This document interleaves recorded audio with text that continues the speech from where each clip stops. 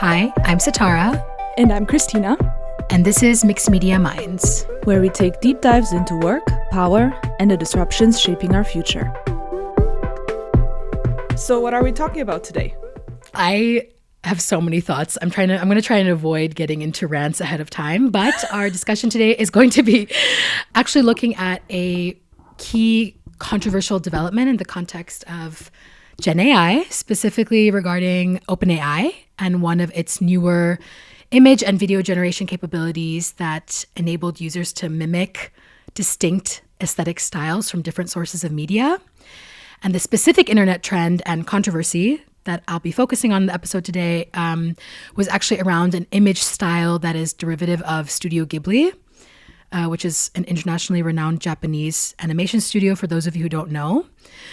The reason why we wanted to focus on this, or why I wanted to address this topic and expand on it in this episode, is because this development and this trend that came up last year, so in 2025, in generative image and video generation raised a lot of diverse criticisms, ranging from claims of copyright infringement, but also to the much stronger criticism that these kinds of technological developments defile everything that Studio Ghibli films represent, namely their soul and style and creativity, as well as the actual artistic process and intensive labor that's been historically involved in the production of these almost entirely hand-drawn and painted films. So for those of you who are not familiar with Studio Ghibli, I'll be talking about it a bit more in a bit and explaining a little bit more about what they do. And probably some of you or most of you have at least heard of them. And as usual, I really hope to infuse this sort of technological development conversation with also deeper questions and considerations that expose or reveal why we should all care about this topic and also the consequences of this controversy, because I think they have significant bearings for how we think about creative rights, specifically in the animation industry. So this is a very interesting subsector of the creative industry that is absolutely worth time and attention, both on our podcast, but also in the way we think of creative rights. I should add the disclaimer here that the episode's topic was definitely motivated by my self-interested need to rant about all my favorite animated films. But it's also motivated by a deeper interest in understanding the future of media and the future of animated media work and the artistic efforts that go into animation amidst AI development. So with that, to open up a little bit, I'd actually love to ask you, Christina, have you actually watched any Ghibli films? And or, no pressure if you haven't, have you heard about them generally in any kind of pop culture or film discourse? Yeah, I've never watched a Studio Ghibli film. I'm so sorry. No, there's no reason to apologize. Yeah. It's just you've always been so vocal about it and such a big fan, and I've just never gotten into it. I'm sure I would love it when I see it. I've seen stills, I've seen pictures. It all looks very lovely. I've seen discussions online about how the depiction of girls and women is very beautiful in many of those films, not overly sexualized and things like that, but just very dignified, if that makes sense. So I've heard that conversation, and then I've heard of Studio Ghibli and the creator in the context of AI mostly. That's the extent of my knowledge. Yeah, so let's see how this goes. I will be discovering things along the listeners today. Yeah, absolutely. And also, again, to our listeners, absolutely no prerequisite that you know Studio Ghibli. I think that what happened in 2025 and the conversations that were arising as a result of basically this technological development to be able to imitate the Studio Ghibli style is a great representative example of the kinds of issues that the animation industry is facing, and also a lot of visual media creators in general. But that does not mean you have to know Studio Ghibli in depth. And in fact, that's actually even better for me because now I get a chance to talk about it more in depth. And I think that's actually how I would start today's episode a bit more is talking a little bit about what Studio Ghibli exactly is, what they're about. And I think this is really crucial background to understand if we want to problematize effectively the way that Gen AI is imitating style mimicry of these films. So it's perfect, the level of like knowledge you bring to the table no matter where you are. And also, Christina, like I really love that you, despite not having watched a film, actually know about them, because this already hints to the popularity of Studio Ghibli in most popular discourse. Like even people who don't know the films have at some point heard of them or at some point seen something about them online. Yeah. So Studio Ghibli is a Tokyo-based animation studio. It's led by 3 primary, let's say, figures.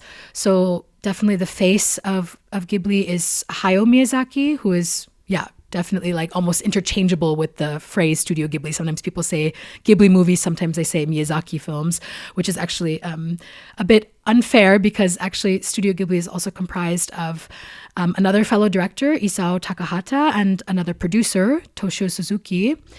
And the studio is most well known for films like Princess Mononoke, Howl's Moving Castle, Totoro, Castle in the Sky, and many, many other films over the last 3 decades, since they founded in 1985. Spirited Away is probably one of the most well-known films, even for those of us or those of you who may not consider yourselves Ghibli fans. It was one of the highest grossing Japanese films for several decades, I think up until 2020. And it was the first and still is actually the only hand-drawn and non-English film that's won an Oscar in the Best Animated Feature Film category, which I think is a very interesting fun fact and just hints at how colonized the Oscars are. But anyways, like I mentioned, I'm going to actively refrain from nerding out about Ghibli too much, but I do want to spend some time talking about some aspects of Ghibli's very distinctive style and themes, because I think this is actually really critical to the arguments I'm going to be bringing up later around why AI has really defiled, actually, in some ways, some core practices that really underlie Studio Ghibli. I will link some of my favorite film analyses in the show notes of this episode, because there are many out there and many that go way more in depth than what I will talk about now. But what I'd really like to highlight is some of the interesting patterns that make their work very, very unique. So Ghibli films, Christina, you hinted at this, but they often feature young protagonists, very often children or adolescents, and is like mostly actually female protagonists. They're also set against background contexts and settings that are extremely thought-provoking and to varying degrees very socially critical. So a lot of the films deal with war, environmental destruction and degradation, a lot of challenges around coming of age, and also grief and loss. So one of the latest films that came from specifically Miyazaki in 2023 was The Boy and the Heron. Did you hear about that film? I haven't. When it was okay. Yeah, I think that somehow this film wasn't as well marketed, at least in my experience. Maybe it was less marketed in Germany. But The Boy and the Heron, I think, is a really nice example of the complexity that goes on in the storytelling of Studio Ghibli. The Boy and the Heron is basically set against the context of the Asia-Pacific War. So it's already set against a very controversial, difficult time in history. And the protagonist is actually an 11-year-old boy who loses his mother. And then in the midst of dealing with this grief, he's basically drawn into like this fictional world by this deceptive gray heron. And basically in this magical world, he learns to navigate the trade-off between what it means to accept a painful reality versus deluding oneself in a perfect fantasy world. Oh, which boy. I knew you were going to say that. I was like, I was probably, in my show notes, I was mentally like, okay, pause for Christina's reaction. Sigh. Yeah. Pause for reaction. Yeah. Specifically like a hefty sigh. Yeah. So the film is quite profound. Certainly not my favorite film, but a really great example of the profound themes and magic and mysticism that's very inherent to the Ghibli style. And that observation goes way beyond a sterile film analysis, because something that makes Ghibli films, and in particular Miyazaki's films, distinct is that Japanese mysticism and animism plays a very significant role in them. So I have a quote here for you, actually, to help explain this more in depth. I'm going to send it to you. Quote, Miyazaki's animism reflects what UNESCO defines as the often intangible cultural heritage that exists in diverse forms of folk belief. Miyazaki's animism is based on his self-reflexivity as Japanese, on his struggle to find his own identity while being critical of Japan as a nation state. His discovery that nature, broadleaf evergreen forests in particular, encompasses part of Japan and neighboring Asia in a common cultural zone, a way of life based on the forests, enabled Miyazaki to reestablish his identity as someone brought up in Japan, not as a state, but as part of a broader cultural zone defined by nature. This realization, in turn, enabled him to reconnect to the way nature is perceived at the grassroots in Japan, where animistic cosmology remained intact.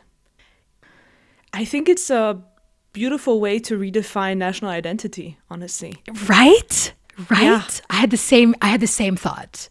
It's funny to me that I've never really thought about it in these terms, but I think intuitively it makes so much sense, because I also often think of, okay, what are the things that ground me in my identity, in my national identity, let's say? What grounds me in my Romanian identity? And I always think about nature. I always think about the bigger cultural zone. I don't necessarily think about the borders of the nation state. Yes. And I rather think about, okay, what are the cultural influences that shape how I grew up and nature, right? Like my biggest memories from childhood are all centered around nature. So I think it's so beautiful, especially now. Like I've never seen any of these films, so I'm just like, speculating. But if you make films about coming of age and you connect that to nature, I think it can be very powerful, because nature is a place where at least me and you, and I don't know about younger generations, but me and you and the people before us definitely grew up in. Yeah. And so it's a powerful site for particularly coming of age, I think. Yeah, absolutely. You're so on the dot. I think that it's actually going to be so fun for you to eventually watch some of these films based on this conversation, because exactly. That was the whole motivation of the episode, actually. Was just to get me to watch so these. Cute after this episode recording. No, but you're absolutely on the dot. Like that's exactly how I feel as well. Like nature being sort of not just the background setting, but also its own sort of character in the films, and not just a character, but like this quote kind of captures, it's also this space for identity formation that goes beyond how we think of traditional like culture, right, within state boundaries, or traditional nation state boundaries. Yeah, and the reason why I selected this quote and why I really wanted to incorporate this into this discussion is because it's actually something that's incredibly relevant for our discussion on AI imitation, because there's this really strong cultural valence surrounding Ghibli, and the portrayal of these distinct spiritual concepts is really, really also really important and significant for the films and the storytelling. Maybe to give some examples here for those of you who have not watched the films, Miyazaki in particular, his depiction of pure nature often involves the assignment of soul and spirituality and even agency to inanimate objects and in particular nature. So there are two really iconic scenes in the film Spirited Away, which I mentioned earlier, where the main character interacts first with a radish spirit, so like the vegetable, a radish, and she's like stuck in an elevator with a radish spirit, and the radish spirit is like an embodied physical being.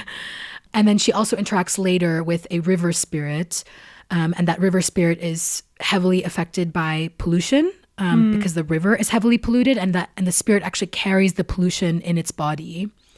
Oh, okay. And likewise in Princess Mononoke, which is even more so about humanity's relationship with nature, you see these animated tree spirits in the background, which actually stem directly from Japanese folklore. I am not a Japanese cultural expert by any means, but based on the film analyses I've read, these are called kodama. And I'm saying all this not to position myself as an expert on Japanese culture, but simply to reinforce what you just read in the quote. If you isolate the pure visual outputs from Ghibli without acknowledging the rich sort of cultural and political and spiritual nature, there's a very extractivist logic there. And that already hints at this topic of cultural appropriation, which is something I'm also going to address later in the episode. Isn't it interesting that, as you said, some of Studio Ghibli films deal with environmental degradation and then the AI replicas of Studio Ghibli movies require so much water and just deplete our natural resources. I mean, you cannot make this up, right? It's just so paradoxical. It's paradoxical, but to be honest, I didn't think about that. It's so obvious now in retrospect, but that's a very interesting observation. Yeah, I think that's something I didn't think about, and adds an extra like bitterness to this topic. Yeah, it adds another layer of how perverted it is to make like Studio Ghibli AI generated movies. Yes, which I don't even want to call them that, but fine, because beyond the extractivist logic and cultural appropriation, as you said, for profit or for, I don't know for what, honestly, at this point. There's also this added layer of like almost bastardizing the message. Exactly. Yeah. Yes. That makes me really sad. Oh, I thought there was more coming, but that's period also. We're laughing, but it's not funny.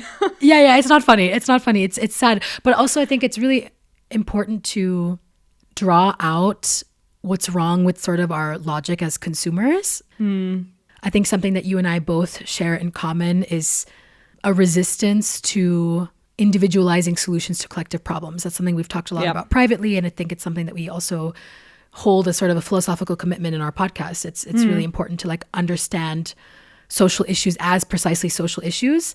At the same time, this is one of those cases where I would really say that we also have to take a look at ourselves as individual consumers and situate ourselves within our consumer culture and consumption culture and say, why are we complicit in this? And what do we get out of this? And I also think that's something I want to ask you about later as we go on.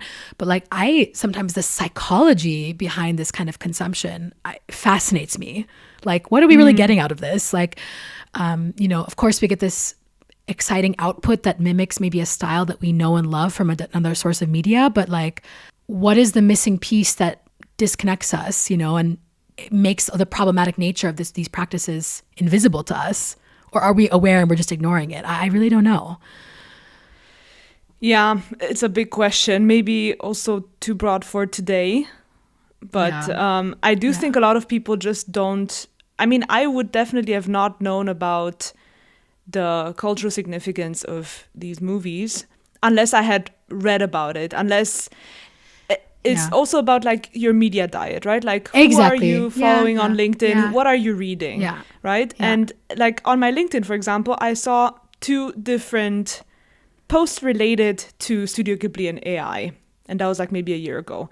One of them was this video of Miyazaki reacting to AI generated video or something like that. Yeah. I think it's a very popular video that a lot of people I'm going to link it. I'm going to include it in this episode. Yes. Yeah. The other thing that I saw on LinkedIn was at some point a post by my university's Center for University Teaching, who posted a picture of the staff in like a Studio Ghibli style. Oh boy. Yeah. And I was just like, no. And these are the people who are teaching us about how to use AI in the classroom. Wow. And I already felt that like there was such a big focus on AI within university teaching in terms of what is being taught to us as lecturers and what we should embrace and whatever. Yeah. But then seeing that the team is kind of doing that and like, hopping on this trend that was going around at that time, it made me kind of lose a little bit of my confidence in them actually teaching us lecturers to use AI well and responsibly in university teaching. So it kind of, to me, it tarnished their reputation a little bit. And I would say that to their face. Like, this is not a secret. Yeah.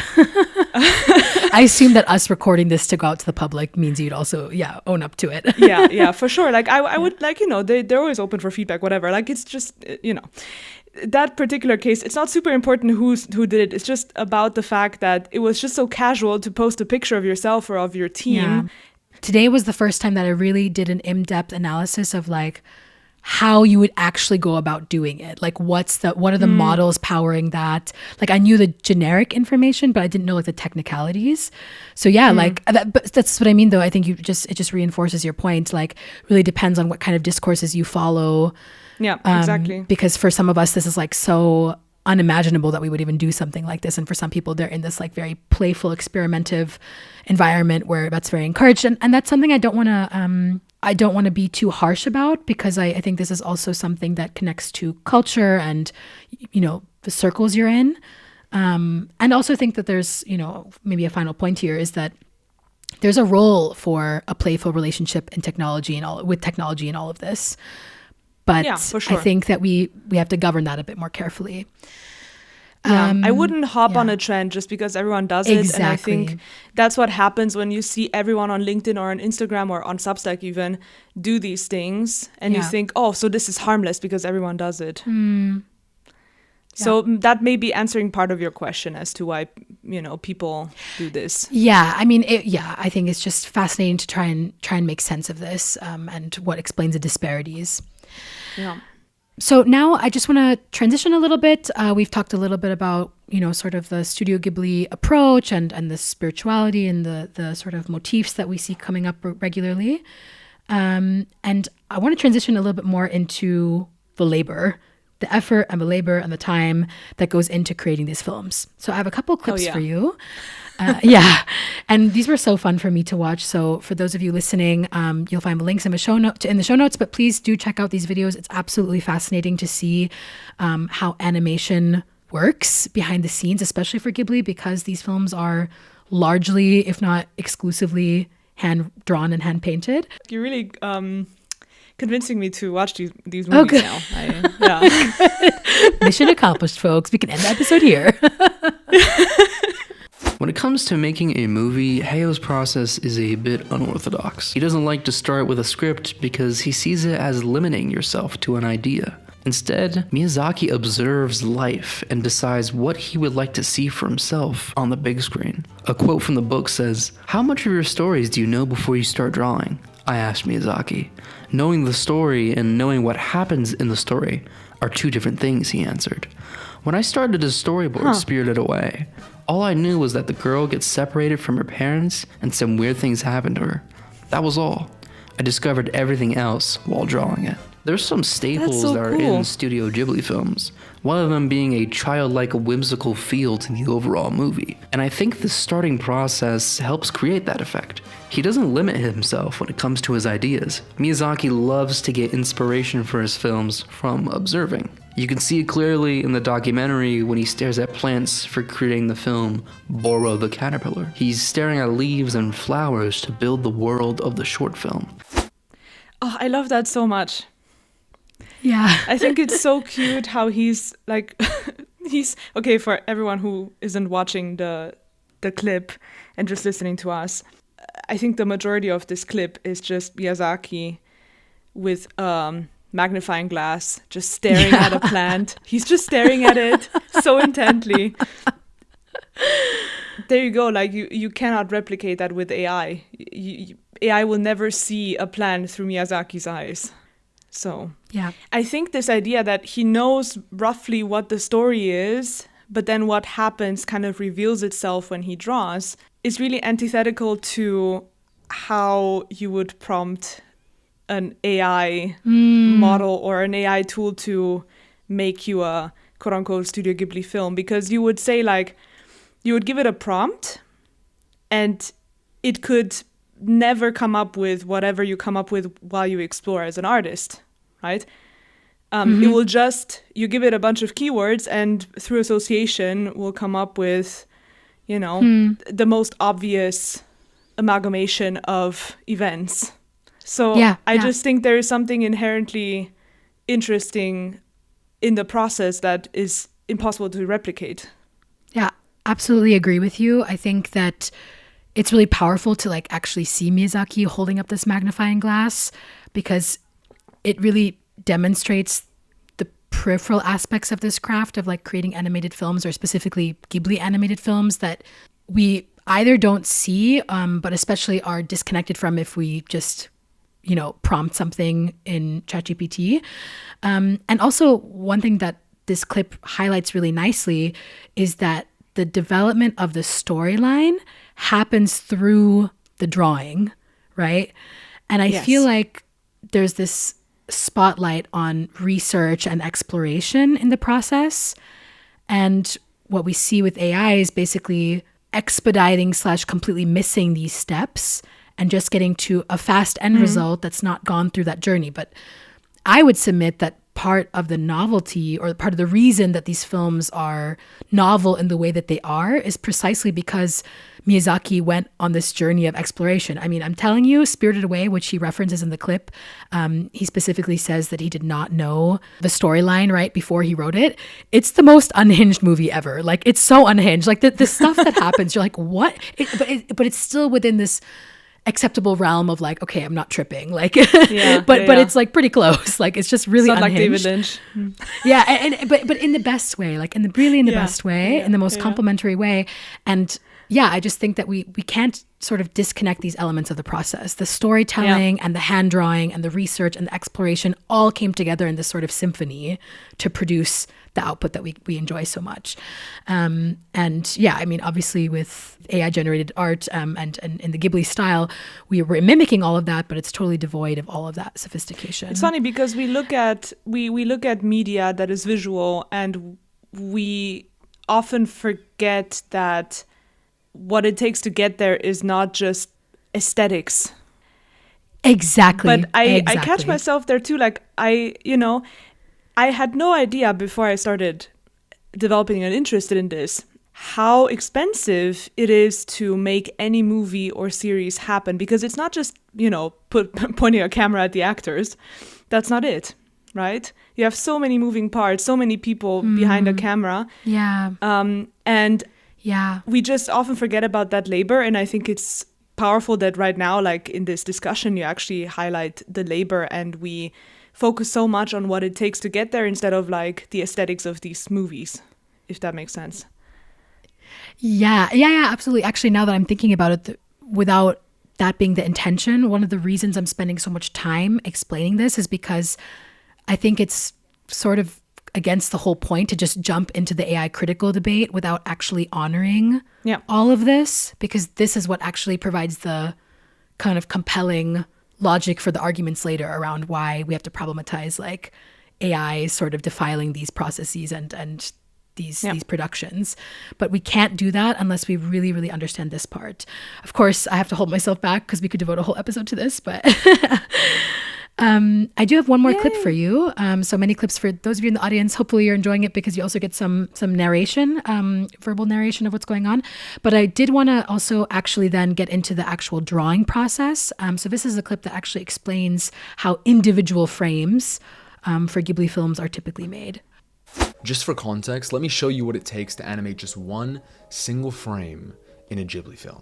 First, we get the storyboarding. The process starts with storyboards, translating the script into visual form usually. These sketches map out key scenes and character movements. Then we have the key animation. Animators draw the key frames, the critical poses that define the motion. Then there's the in-betweening. Other animators will fill in the frames between key poses, creating smooth and fluid movement.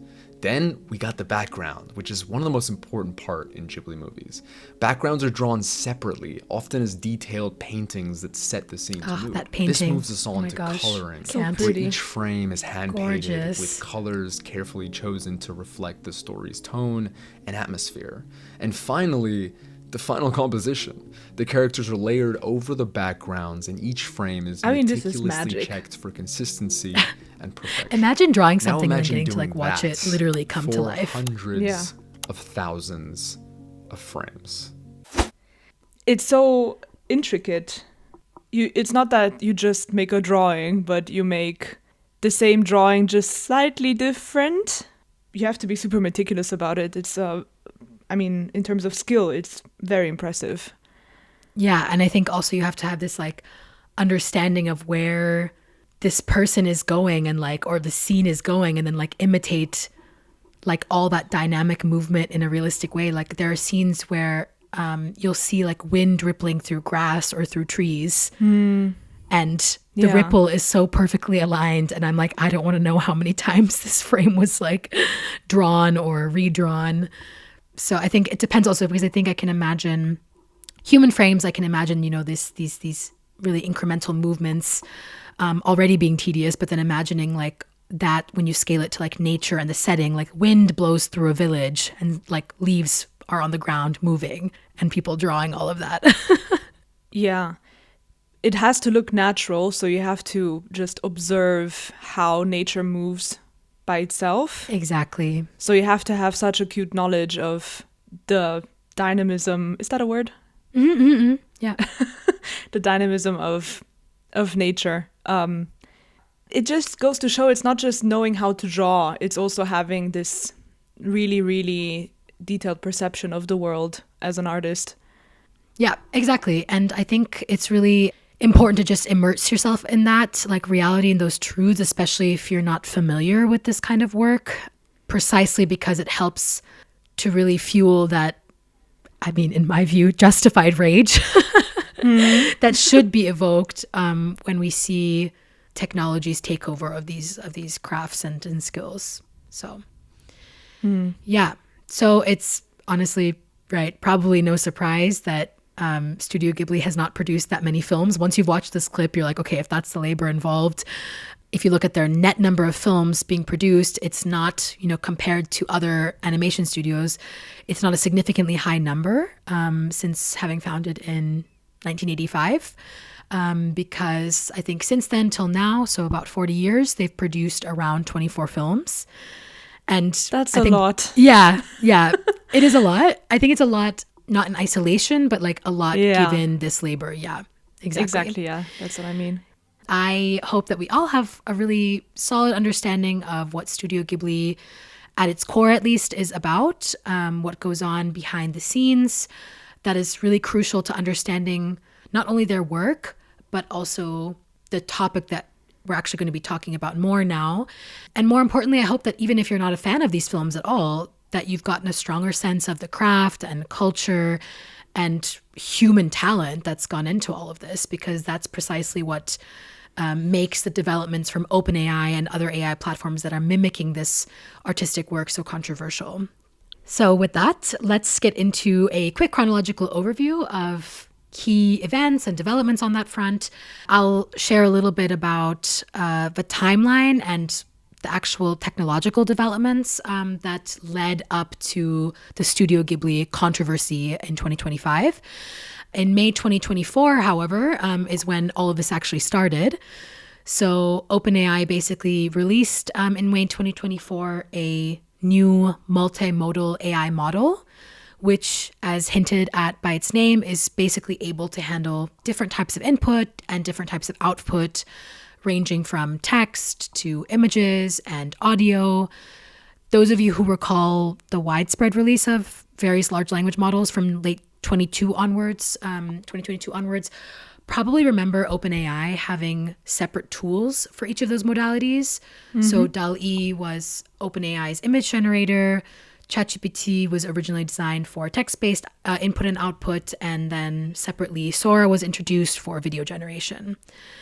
And the idea with GPT-4o is that all of these modalities were combined, in theory enabling more sophisticated, nuanced outputs. Yeah. So GPT-4o was also designed to perform better in non-English languages, to perform faster, and to quote unquote analyze and comprehend visual content. I really feel the limitations of the English language when we talk about AI, because I want to use words that explain intelligence, and when we talk about like the ability to like actually analyze an image and give you like an appropriate output back, but I hate using the word understand. But in any case, so that was May 2024, and then about a year later, in March 2025, OpenAI basically announced that this new model, GPT-4o, could actually enable image generation within ChatGPT itself. So this separate image generation tool, DALL-E, had arguably less relevance because you didn't have to actually transition to a separate tool in order to generate images. And so you probably know that if you're using the platform now still, that you can upload different kinds of media and you can get outputs that are different kinds of media. So text, images, and so forth. Again, the idea in theory was that this image generation capacity powered by GPT-4o was better across multiple metrics in terms of quality, but improved quality wasn't actually the only update that came with this new capacity, because it came up with a novel capacity to actually imitate styles that are fundamentally distinct to specific studios and media. Hint, hint, foreshadowing, stating the obvious here. I mean, I feel like everyone can tell where I'm going with this. So in the process of experimentation, users found that they could essentially recreate their own existing images with new styles such as claymation, but also styles that are derived from other sources of media like South Park, The Simpsons, and many, many other styles that can't necessarily be dumped into sort of a generic animation umbrella. Yeah.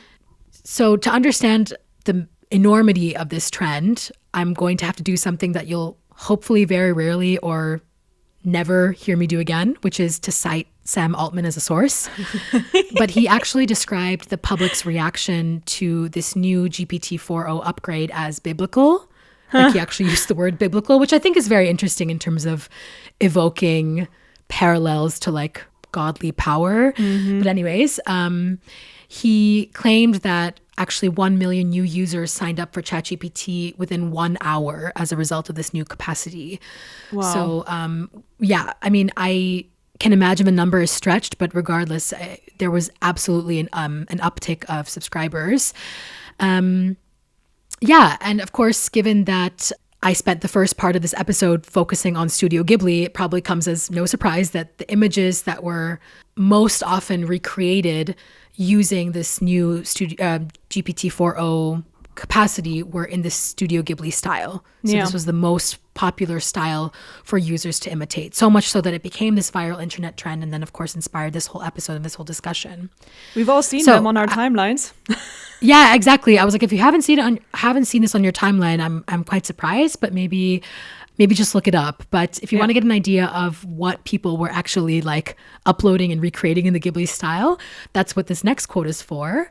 Quote, Ghibli style was applied to family portraits, historical events, including 9/11, and whatever else people desired.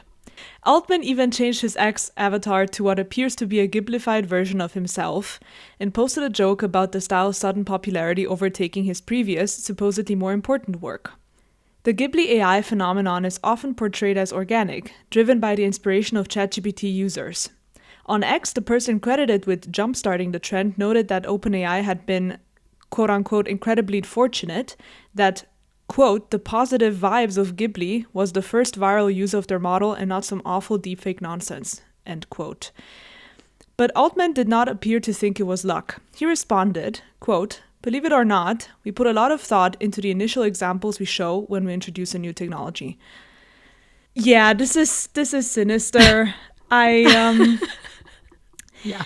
And it's also pushing back on this idea that people were just excited to try something new because it seems that it was like at least a little bit orchestrated. OpenAI seemingly took this very cutesy, very wholesome kind of style and said like, hey, now you can Ghiblify your family portraits and try it out. Yeah. Of course, they're not going to be like, hey, you can do whatever you want with ChatGPT 4o, was it, right? Yeah. Mm-hmm. And now we're going to encourage you to make, like porn deepfakes. Of course not, right? Yeah. They will want to seem innocuous. They will want to seem like they're the good guys. And it makes complete sense to me that they would go for this to show off the new technology. And it makes me sad that so many people just like jumped on the trend. Yeah, I completely agree with you. I think that this quote really from Altman really helps to push back against this way of thinking that like these use cases just popped up from nature. Yeah, exactly. Like these applications just popped up from nature, from users experimenting. In fact, I would actually apply this to the way I framed this just a couple minutes ago, I was like, oh, users experimented, and through that they discovered this ability or this capacity to imitate the Ghibli style. But this suggests that there was some intention behind the capacities that were introduced, and that we can't necessarily attribute it to like user experimentation. I think this also, kind of begs the question, well, why would they do that? Why would they do that? And I think the logic there is, well, it's probably easier to get people on board and to also shift attitudes towards AI adoption when we're focusing less on the, big controversial developments and big controversial applications, and more so on these sort of seemingly benign applications. And I also, as a peripheral point, although I don't want to shift focus here, I think that it's quite interesting, what we heard in this quote, to hear what kinds of things users were inputting, like applying the Ghibli filter to historical events like 9/11. I was like, what the fuck? Whoa, what is the psychological mechanism or logic behind that? And I think, although we're not trying to answer that question today, and maybe it's come up here and there implicitly, we should all be thinking about this, also for ourselves, right? Like, what causes us to want to do something like this, to play around with these technologies in these ways? And that's not to demonize that. I think that that's also a question I'm going to address a bit more at the end of the episode. But I do think that we have to consider the element of play with emerging technologies, like how we can create a culture that allows people to playfully experiment, while also doing that in a responsible way that's like cognizant of the behind the scenes and the invisible labor and the exploitation and the, devaluation of human labor, so on, that goes into all these things. But so how do we balance these things? And is there a role for play in there somewhere for end users? Yeah, that's a big question, because I think some people would argue that it's inherently impossible. Exactly. I was going to say, people say, for example, that AI ethics is a misnomer. It's inherently paradoxical. Yeah. Right? Like, there is no such thing. I think that there's space to explore the claim, and I think there's space to push back. So yeah, maybe today's episode can serve as a building block towards making sense of that for you listeners and for us privately.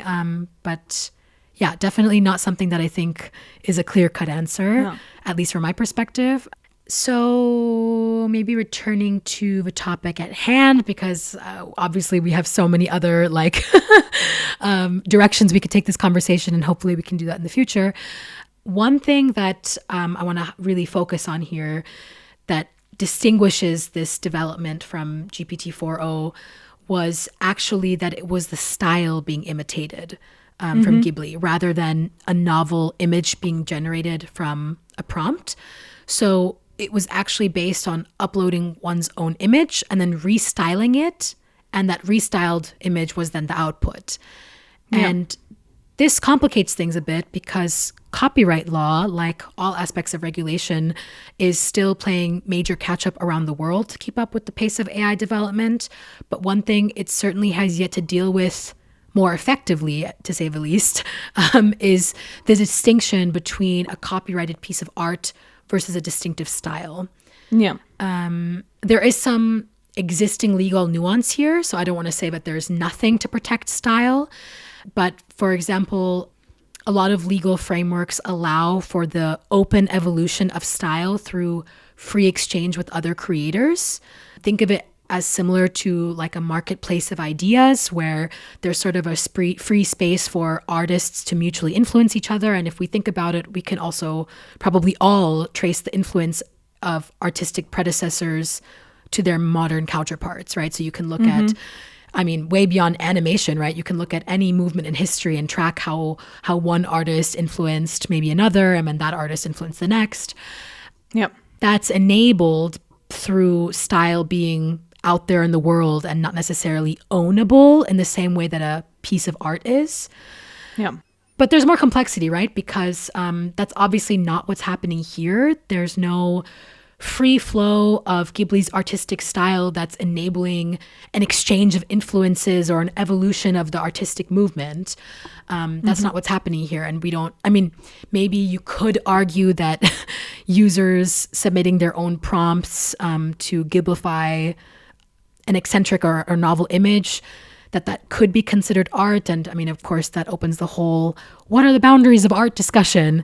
But in any case, I think that it's problematic to not acknowledge that what's happening with AI is not the same kind of evolution of style as what we've seen in the normally human-dominated creative sphere. You see with artists that, they learn from other artists. So for example, you study, you have like a professor or whatever who takes you under their wing and you learn their style primarily, maybe. Yeah.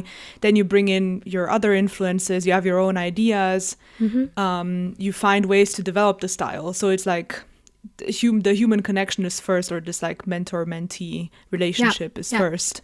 There's still evolution in that example as well. Exactly. Whereas here it's just a copy-paste kind of thing. It's like a student always like taking whatever idea they have, or I don't know, they look at a tree and always paint it in the same way that their teacher would. And they would try to replicate exactly what they did. Yeah.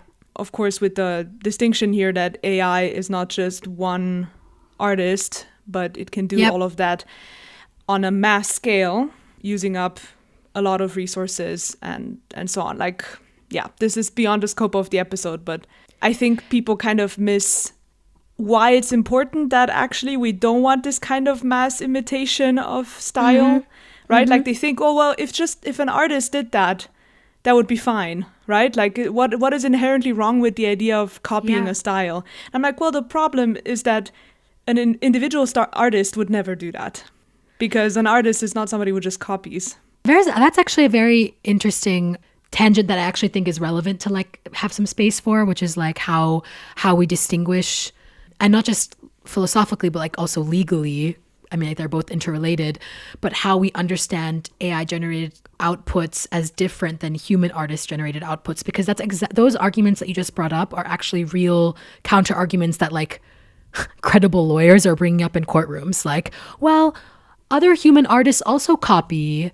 You know what I mean? Like also copy art. And I'm like, well, even if they do, I think that there's a lot of dimensions to this discussion that complicate it and make it so that we're not really comparing apples and apples. We're really comparing apples and millions of apples.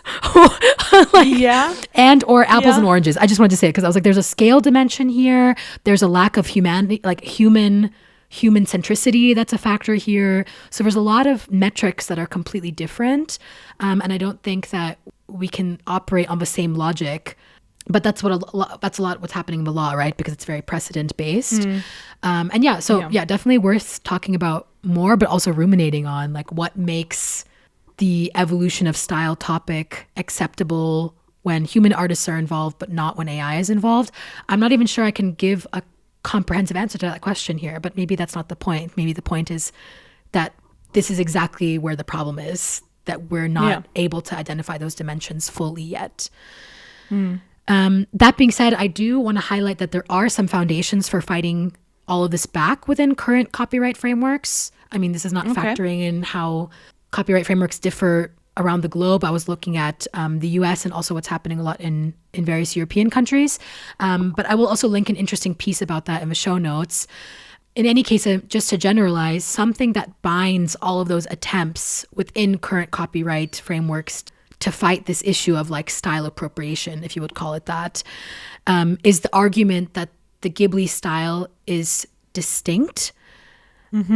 And basically that this new technological capacity constitutes a kind of stylistic appropriation that we at least need to be able to combat with legal backing.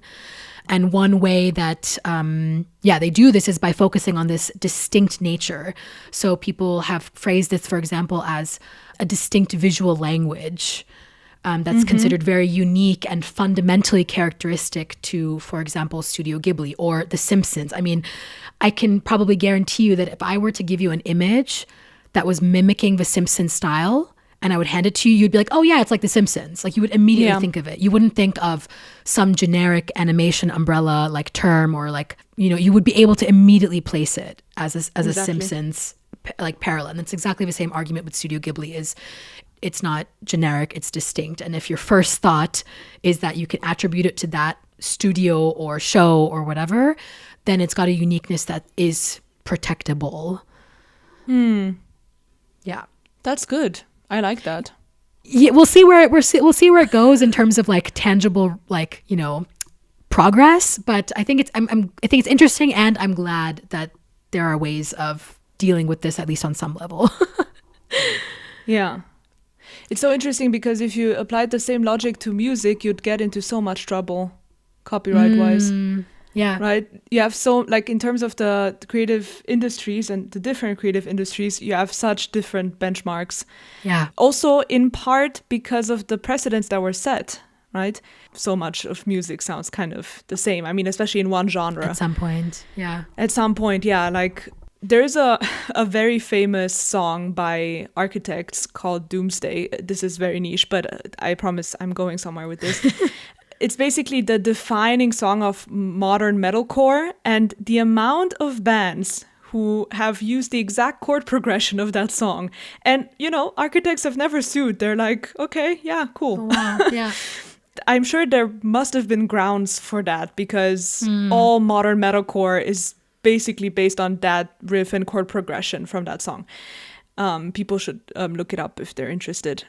If you listen to that song, you've listened to all of the songs. Yeah. And it's humans in, you know, kind of imitating each other. So that's interesting. Yeah. And then with literature, I read this interesting take that the fact that Stephanie Meyer, the author of the Twilight Saga, didn't sue E.L. James, who wrote 50 Shades of Grey, that used to be Twilight fan fiction, set a precedent for the entire industry to basically allow fan fiction to become full-on fiction, in, you know, once you cut all the like ties to the original fiction. work. Yes. Exactly. Yeah. Whereas if she had sued, maybe all of this would not be possible, and you wouldn't have these OG fan fiction writers now become actually published writers with huge deals. So that's also another precedent that informed the entire industry. Yeah, and also, I mean, one thing that I like about that last example, I don't know how true it is for the other one, but for this last example is that, like, a lot of people, if not the majority, hopefully, of people who know 50 Shades of Grey, for example, also know that it stemmed from, or like was inspired by, the Twilight Saga, right? And so for me, that's also like a key point that's missing in this whole discussion, right? Is like explicit sort of acknowledgement of like original source material. And, you know, in public discourse, and just being like, this is not just a Ghibli style. Like, do we really understand the source material, and do we really pay respect to it? And I don't know, is there, I mean, fair compensation, it gets more complicated in this regard, but like, is there fair recognition or acknowledgement?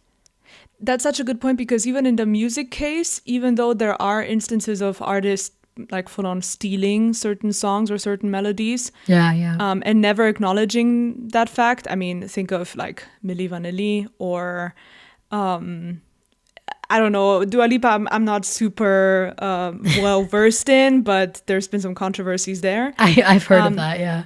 When I think about the example I just used, the band Architects, everyone knows that, like, they hear the chord progression and they're like, yeah, this is like, you know, from that Architect song. Like, there is a public discussion about the fact that we know our roots, we know where this is coming from. The same as any like moody, dark, kind of slow, modern rock / metal song kind of sounds like the band Deftones is also just canon at this point. People make fun of it, how like this is like Deftones core. Wow. So it's a good point that we, despite everything sounding kind of samey, we have an awareness of the roots. That's a good point. One additional thing that I was wondering about while researching this whole topic more in depth was what the actual response was from Studio Ghibli and Miyazaki. And closer to the end of today's episode, I'm going to have you actually listen to a clip from Hayao Miyazaki from 2016, sharing, his initial impressions of AI-generated media, which I think you've already watched. But they did not actually directly respond to this issue as far as my research showed. However, in late 2025, another entity did respond directly to this overall issue from OpenAI. And that entity was the Content Overseas Distribution Association, which is an organization that's basically dedicated to promoting Japanese content and development and distribution abroad, and also to implement anti-piracy initiatives. So it kind of operates at the intersection of cultural and trade affairs to protect Japanese content rights, like through the distribution process. Many media companies and organizations are part of CODA, for short, including Studio Ghibli. In late 2025, CODA wrote a letter to OpenAI on behalf of its members. They weren't directly responding to the image generation controversy, but a very, very, very closely related issue concerning Sora, specifically Sora 2, which is a version of the video generator model from OpenAI that I mentioned earlier. In their letter, CODA basically argued that the content produced by Sora 2 was the result of using Japanese content as training data. And they basically requested that content from their member organizations like Studio Ghibli that they not be used for model training without prior permission. And they also asked that they actually receive a concrete answer from OpenAI regarding their concerns around copyright infringement. Okay. The reason why I highlight this is just because I think it's important to acknowledge that there was some pushback from, maybe not from Studio Ghibli themselves directly, but from their representative organization advocating, I guess, for their kind of content rights, that there was a response and there was pushback and there was acknowledgement like something problematic concerning copyright infringement is going on. And, they basically did articulate that there is a concern and a deep, very substantiated belief that their material was used as training data. Did OpenAI react at all publicly? Not publicly, as far as I could see. I will check. Okay. But I think that as far as I could see, no. Not directly, but I think that they did through some of their actions that took place recently. But maybe that's just me, me projecting that this was kind of in response to this letter from CODA. So, and that actually is a perfect segue into us getting into the deeper problematization of this controversy, but then also getting into kind of the interesting intellectual work and challenges I think that we have ahead of us, and of course the takeaways for the future of work that these scenarios are really pushing us to articulate. But before I share my thoughts, I actually wanted to ask you a question just to like warm us up to this part of the discussion, because I think this section is harder because it's asking us to stretch our minds and our vocabulary and our ethics in ways that are really new for us as humans. Yeah. And so I think it's really important to like acknowledge that newness for at least the broader part of society, if you're not part of the select few who have been studying AI and AI ethics for many years. So maybe just to ask around like your intuitions. What are your intuitions around what could be wrong, like ethically or morally, in a situation like this, where we have a technological capacity or tool that allows us to mimic a very labor-intensive and very culturally significant style? And what do you think could happen if we let these kinds of issues basically go unchecked, if we didn't think about guardrails now? Oh, that's a big question. Yeah, intuitions are welcome. Intuitions, right? It doesn't have to be yeah. yeah. I think the first thing that always comes to mind when I hear questions like this is, on the one hand, that I have this strong intuition that I feel that we need to protect human labor. And then I have this like little voice in my head that pushes back, that is like, well, but we should embrace technological advances, right? Because you have all of these stories from, when we had technological advances in the past and people weren't adopting them, they were the losers of history, quote unquote. Yeah. So it does make me wonder, are we missing something if we are too critical? But I do think that the more you look into what actually goes into these technologies, who decides what kinds of models we use and how they are trained. And the fact that OpenAI has never actually disclosed how much energy and resources, environmental resources, it took to train their large language models, it's concerning, right?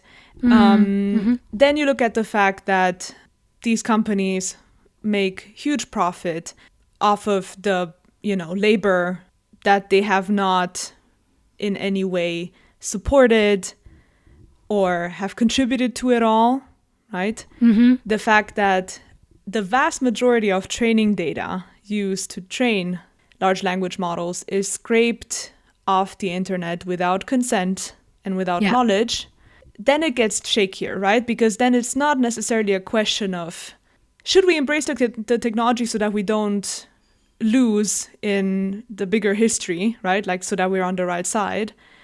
It's more like, is this question misguided to begin with? Like, what are we talking about? So I have these like different forces in my head. So I want to go with my initial intuition here after this large qualifier, which is that I think, especially when it comes to art, and this is what large language models at the end of the day often kind of try to replicate. So it's images, it's videos, it's creative text oftentimes, right? Anything that we would consider artful or creative, I think, is being maybe misunderstood. And I think a lot of the debates around should AI paint a picture, should AI write a poem, is kind of misguided in a sense, right? Because I think people have what I believe is the wrong idea of what art is. Because to me, art is not an aesthetic. It's not necessarily a style. It's not necessarily a way of writing. It's not the surface of it. It's what goes into it. And it's the human sitting there being like, hey, I have something within me that I would like to express. I have a desire for a connection.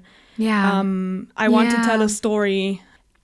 As somebody who makes art herself, the biggest compliment that I can get is somebody reading something I wrote and telling me, you wrote something that makes me feel closer to you because I have had the same experience, and then we can connect about it. So art is there for connection, or as I would like to say, something like performance art is there to maybe put a mirror up to society and its flaws and its blind spots, right? So if we think about art like this and not just an aesthetic or a style, then the whole question of whether, ChatGPT replicating Studio Ghibli style is ethical or not becomes kind of not a question anymore. Yeah. And I think if we as a society still somehow can find it within ourselves to remember like how many times a day we listen to music that we connect to because another human wrote it. Yeah. There are so many moments in our lives where we rely on art. We read poems at funerals. We rely so much on art in key moments of our lives. Yeah. So it is clearly so socially and culturally important. And I think if we don't remember that as a society, or if, the people in power don't remember this, I think we're in a lot of trouble. Yeah. Because what are we without this? Not to get super existential, but you asked me about my intuition, so... I mean, God, you answered the question and then some. My God.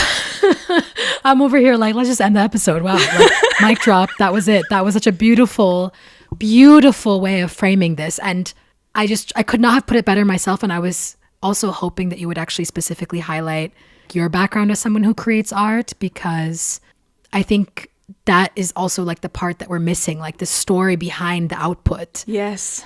And if we judge art and its value for humanity, or its monetary value, or value in any regard, or its impact in any regard, based on solely what we have in our hands or in front of us at the end of the day, we're completely missing the point. Yeah. And I think that is where you said it exactly right. Like that is where like the question sort of dissolves a bit, because we've sort of isolated, okay, that's maybe where maybe not just the ethical wrong of what's happening from OpenAI's song, but but also the sort of wrong mentality or paradigm that society's operating with right now, right? Like it's the wrongness is not just coming from like a perpetrator like these large tech companies. It's also in a way built into the culture and consumption of art that we are seeing currently, which is very much focused on an output that can be monetized or owned, rather than understanding like who was behind it and valuing art for that as well, and the story behind it and the complexity behind it. You see it in a discourse, right, where people ask these like questions such as, is this AI poem actually good? Yeah. I don't care. Yeah, I don't care. Yeah. I actually do not care, because if a human didn't write it, then to me, it's just word salad, you know? Yeah. Especially with something so abstract as poetry, context is everything. Yeah. Like you cannot, I really don't believe that you can write a good poem without an intention. And also I think like for those of us who are like purchasing, like literally part of like the economy of like the art economy, I feel like we also have to really think about, do we value art like from a monetary level when we know that like a human was really behind it in a meaningful way? Because I feel like one issue I really see is people getting excited. And I think that is exactly what we see with the Ghibli phenomenon. I think it's in a way a really messed up kind of compliment to Ghibli that so many people were so thrilled about this possibility. I mean, like hundreds of thousands of people being so excited to recreate their own lives and real images from their lives and family portraits and engagement photos and all kinds of stuff like this in the Ghibli style is such a compliment, again, in a messed up way, but it's such a testament to like the influence of this studio. But at the same time, it speaks to this output oriented culture where it's like, okay, well, we want to have that now in our hands, rather than understanding like the people behind these stories who actually like put in the work to create these films, you know, as their own output through them, right? Rather than it being in our hands. And this is where I'm wondering about this whole democratization concept in tech, where I'm like, what does meaningful democratization of tech really mean? Does it mean that like you know what I mean? Like, does it really mean like, oh, the power to the people? Because it feels pretty disempowering to me, but anyways. Yeah, I think now we can actually get into some more concrete existing arguments. Some of them, obviously, that I stand behind, but that I didn't necessarily come up with myself, that are also just existing out there in the world of tech discourse and AI ethics. But also some of them I would say like, I would say I definitely am trying to bring in some new impulses for us to think about as we sit with this issue and sit with similar issues that are still emerging now. So the first topic that we can think of that, or dimension, let's say, that this case study really highlights is around copyright and intellectual property. Certainly, this is the case when we're talking about like unauthorized training of AI models with Ghibli content without any sort of consent. This is an issue that comes up over and over and over again in the AI sphere. And there have been some really interesting cases coming up that I think could signal that a way forward is being carved out right now to protect creators whose work have been used in unauthorized ways to train AI models. There's an interesting case that came up actually from Germany last year from GEMA, which we talked about ironically over the weekend. So it's a society that for musical performing and mechanical reproduction rights. Sounds very weird in English, but that's the very formal English title. And GEMA is a bit similar to CODA, which I mentioned earlier from Japan, in the sense that it's an organization that represents many other member rights holders, so individual rights holders, but also rights holders from abroad, and basically acts as like sort of a collective entity on behalf of their members. Mm-hmm. And basically in November of last year, GEMA took OpenAI to court and actually won because the court found that ChatGPT specifically and the practices that went into training ChatGPT basically violated copyright law because song lyrics that were used by OpenAI from GEMA members, so like lyrics from the music from GEMA members, was used without authorization to train and operate ChatGPT. And I think they were actually able to demonstrate key parallels where you could really tell, okay, this is like ChatGPT output, and you can really trace like similarities. I don't know what the threshold was for that, for like tracing AI generated output and comparing it to like original human created work. But the reason why I bring this up is just because I think that there's a reason to be hopeful that maybe our social discourse, but also our legal frameworks are either en route or could be eventually adapting, if we push things in the right direction, to promote copyright, specifically in regards to this idea that creators should be able to authorize what happens with their work. Yeah. This is for me not the core issue with the Ghibli controversy, but I think it's important to highlight, right? Like they never consented. And clearly the statement from Coda that I referenced earlier is demonstrative of that they were saying, look, this is very evidently built on Studio Ghibli / Coda member content. And, you know, what's your answer to that?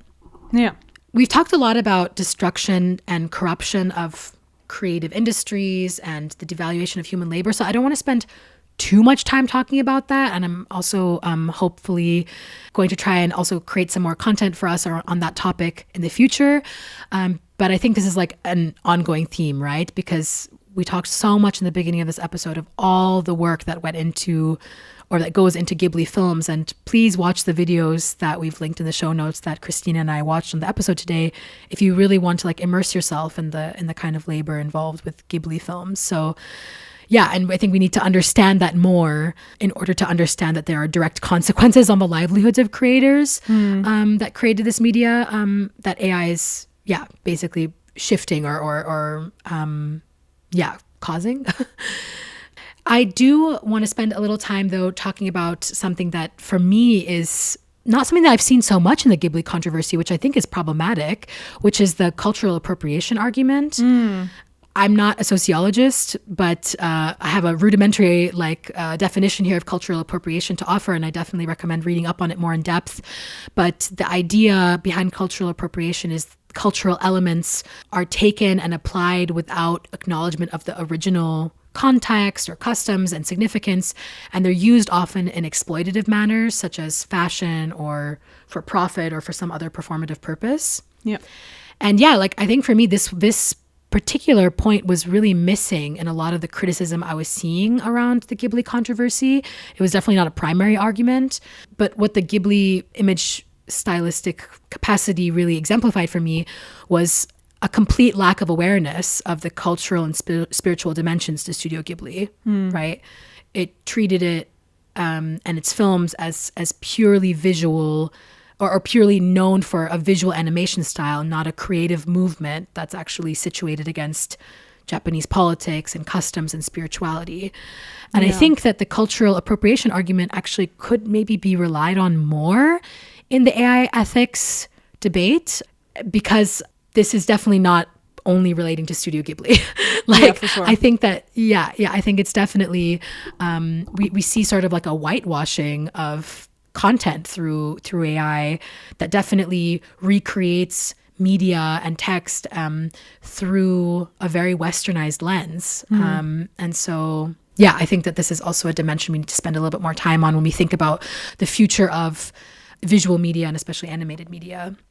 Finally, when we think about, for me, what is actually the core takeaway from this whole episode is really the topic of stylistic appropriation.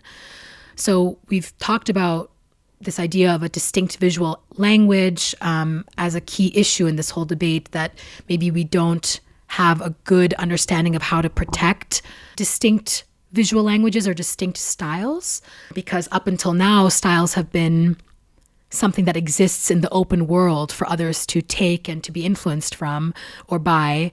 And I think with AI, that gets a bit more complicated, and we now need to adapt and think about ways that we can protect these distinct visual languages. And when we're thinking specifically about the future of animated media, but also any kind of creative media that has a distinctive style, I think it is really actually difficult to answer the question, like, how do we articulate that style is a thing to protect? Of course, this aspect of uniqueness helps, but it's definitely not fleshed out on a more sophisticated level. I think what it comes down to for me, after our discussion today, is process over output. Yeah.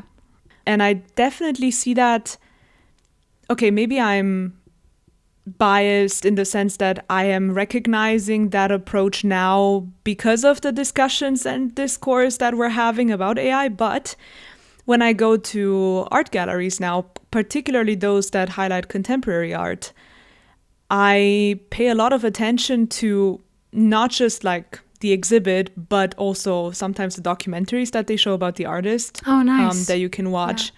And I found that honestly to be the most interesting part. This is to say that in the art space, there's already, and there has been in contemporary art for sure, a focus on the artists themselves, their process, what influences them, how they get to make the art that they make, and why. Maybe we could take a little bit of inspiration from that. And I think if we want to, quote unquote, isolate certain styles, then it's the question of like what makes up that style. Is it just because it's super recognizable? Yes, exactly. Yes. Yeah. Or is it the combination of all the things that make it recognizable? Yes. Right? Yeah. So everything that we talked about today, the cultural and spiritual significance of Studio Ghibli, the approach, what it takes to achieve that style, but to a certain extent maybe also what kind of training the people have that work there, their intention, right? So maybe that's also what makes up style. You just said it perfectly. That's exactly what I was trying to get at, which is that our current discourse is so limited because it just ends at it's distinct, it's unique. And for a lot of people that translates to, I can recognize it when I see it. Like I can see an image imitated in the style of Simpsons and I know it's the Simpsons. But is that really capturing the full concept of distinctness and uniqueness?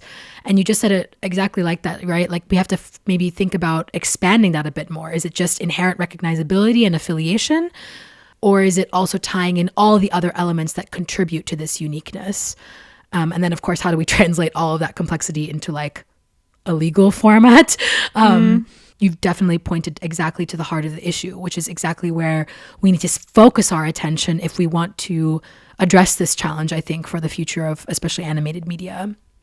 I do want to also nod to the fact that this is actually, as we're recording this, so it's end of March, as we're recording this, it's an extremely discussed topic, and it actually has been since late December last year, this whole topic of like stylistic appropriation in the copyright world, because just a couple days ago, maybe a week ago at this point, OpenAI actually announced that they were walking away from a really major deal that they had closed in December of 2025 with Disney that would have allowed them to basically access characters from Disney, like from the Disney universe, and their video generation tool, so Sora, which I've mentioned a couple of times now, would actually have also had access to like Disney's IP, basically. So Disney, Marvel, Pixar, Star Wars, and the characters, the costumes, the settings, the environments, all of those distinctive stylistic elements from all those different franchises would have, in this case, at least consensually, God, thankfully for once, but still, they would have been in the hands of OpenAI. So imagine you as a user, you would have been able to like, if the deal had sort of been executed, you as an end user would have been able to like recreate videos that were not just like an imitation of Mickey Mouse or whatever. Shrek is Pixar, but yeah, like anything from the Star Wars universe or Avengers or whatever, you would have been able to actually do that. Like really, like it wouldn't have been like imitating. It would have actually been like you would have been directly accessing like Disney's IP. So what we saw with Ghibli in 2025 is still having consequences and still is very much high relevance for a lot of the deals that are being closed today in the world of animation. And I think Disney is still looking out for another deal to close because OpenAI backed out of this one. And interestingly enough, and this is where it comes back to my hypothesis that the pushback from the copyright world maybe had an influence, OpenAI also just pulled Sora off the market. Yes. Which I think is very, very significant. Now, I don't know if this is an industry trend, but I think there's different reasons as to why they did this, and there's lots of speculation because they didn't articulate their reason. But on the one hand, it wasn't actually super profitable compared to ChatGPT. Like, in terms of its current capabilities, it was just like it was a very much a high popularity trend, and then it just totally busted, and it was nowhere near as profitable as their other offerings. But the other theory that is well circulated at this point is that copyright caught up to them. Like, they couldn't answer key questions that they needed to in order to really scale this. So I think that definitely is a little bit of a barometer as to where we're at with this topic. Do you know why OpenAI walked away from the deal with Disney? No. Oh, they didn't say? No, they didn't say. Huh. As far as I see, they just didn't say. I mean, that was also like a week ago, so it could be that more information comes out, but they just said they're backing away from it. And I think it's also linked to pulling Sora off the market, because the whole idea was to use Disney's IP in video generation. So that people could make their own videos using like the Disney universe characters and elements. And now, because they're pulling Sora off the market, it's somewhat logical that they walked away from the deal. But yeah, I don't know if other reasons were involved. I see, yeah. I mean, it's kind of on brand for OpenAI to not say anything. Yeah. Yeah, also true. Yeah, so I really think that we are truly in the midst of many, many developments that are going to put the future, at the very least, of animators' work and any kind of media that involves this kind of distinct visual language in question. And I would really submit to all of us and to you listeners to really think about addressing these questions on like a philosophical and like social discourse level, because I think that the law is very much catching up all the time. And usually social discourse is ahead of the law. So maybe we can be the starting point to shift the ways of thinking so that the law can hopefully follow. But that's also not to say that the future of animated media is completely devoid of future technologies. I mean, even Studio Ghibli, in very, very rare and very human-controlled circumstances, has employed, for example, CGI in films. And I think we mentioned it earlier, there is this question of A, play with technology and where that comes into all of this, and B, what you mentioned, the idea that there's this common pattern in human history whenever there has been any kind of emerging technology, right? Like, what side of history do we want to be on, and what does it mean to adopt this? And yeah, how do we want to move forward? I'm not sure that we're in a position to just stick our heads in the sand and pretend this isn't happening. At the same time, I think we have agency, and I don't want to imply like this inevitability that AI has to take things over, but I also don't want to pretend, and nor do I think it's pragmatic to pretend that it's going to disappear, at least not right now. Yeah. So that leaves us with this age-old question, how are we going to keep humans in a central place, especially when the media they created is designed for human consumption and joy and pleasure and connection. Hate to end on a cliche question here, but that's actually where things are at. And maybe there's a reason for that. Maybe there's a reason that that's the cliche ending point. Thank you very much for walking us through this. I learned so much. I always learn a lot. Yes, likewise. Likewise from you. I think that there's a difference between information and actually processing that information and gaining all these valuable reflections. So thank you for being here, and thank you to our listeners for being along the journey, and hopefully you can follow these topics more and maybe be invested a bit more, even if Ghibli's not your thing. But maybe, if anything, go watch a Ghibli movie. Yeah, exactly. I'm going to do that for sure. I'm so excited about this part. Okay. Clicking on it now. Commercial. Oh, we're in hell. I cannot even skip it. Oh. What's it for? It's for laundry pods. Oh, God. Oh, we're dying. We're in hell. No, there's another ad for pizza. Oh, no. I never understand like the logic of the ad clusters. Oh, it's a Coca-Cola. Like, no. I cannot skip that either. Are you fucking kidding me? Oh my God, finally. Usually it's 3. Oh, yeah. God. That was exhausting. Okay. 6:40 to 7:44. All right. Well, great. I think that one thing I would love to transition to or think about here is, well, that's kind of a weird transition to what I was about to say. That didn't make sense. I was like, I don't know how to now organically. Let me think. Maybe I'll just say it. Okay, nice. oh, I don't know how to do this. Oh, it's so awkward. It's so awkward.